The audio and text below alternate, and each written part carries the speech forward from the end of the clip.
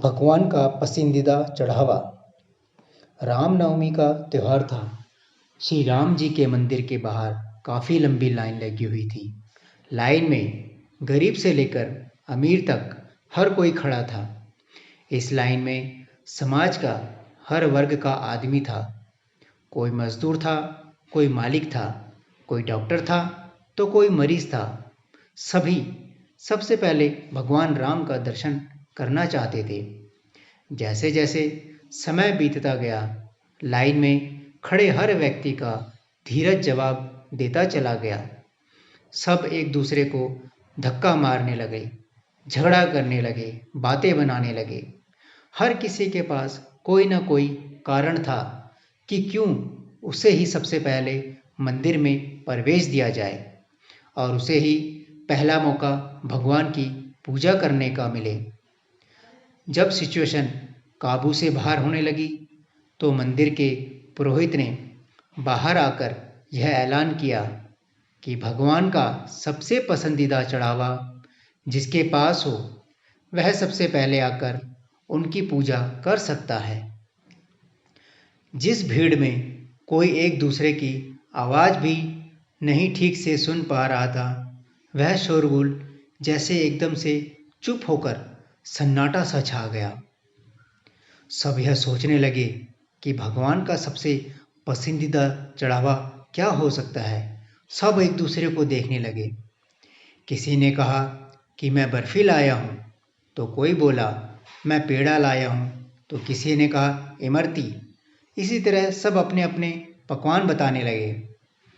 सब ने तरह तरह के पकवानों के नाम लिए और पुरोहित से पूछा कि क्या यह भगवान का पसंदीदा चढ़ावा है। हर बार पुरोहित ने सिर हिलाकर मना कर दिया कि इनमें से कोई भी चढ़ावा भगवान राम का पसंदीदा चढ़ावा नहीं है। इसी भीड़ में एक नेता नुमा आदमी भी खड़ा था। वह आगे आया और बोला, तो पुरोहित जी महाराज, आप ही बता दीजिए भगवान को क्या पसंद है, वही लाकर उन्हें चढ़ा देंगे। पुरोहित जी मुस्कुराए और सबको संबोधित करके बोले, आप सबको पता है भगवान को सबसे ज़्यादा पसंद है अहंकार का चढ़ावा। जो भी अपना अहंकार भगवान के चरणों में अर्पित करना चाहता है वह सबसे पहले आ जाए और भगवान की पूजा अर्चना करे।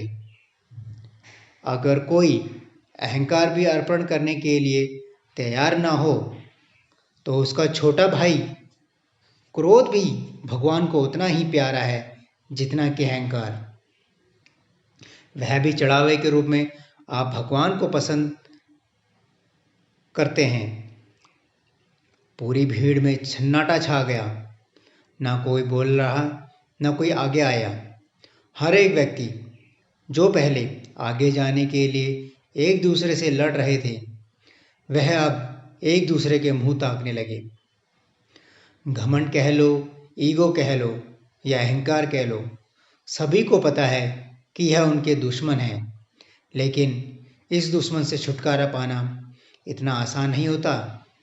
जब इस दुश्मन को ठेस पहुंचती है तब उसका छोटा भाई गुस्सा बहुत ही जल्दी आगे आ जाता है और कहता है कि मैं देखता हूँ किसने मेरे भाई को हानि पहुँचाई है, मैं उसको सीधा करता हूँ। दोस्तों, कहानी का सार तो आप समझ ही गए होंगे कि हम व्यक्ति को अहंकार नहीं करना चाहिए। और अहंकार भी किस बात का? पैसों का, शरीर का, घर का, जॉब का। ये सब तो क्षण मात्र में ख़त्म हो सकते हैं। साथ में जाएगा तो आपके अच्छे कर्म जाएंगे।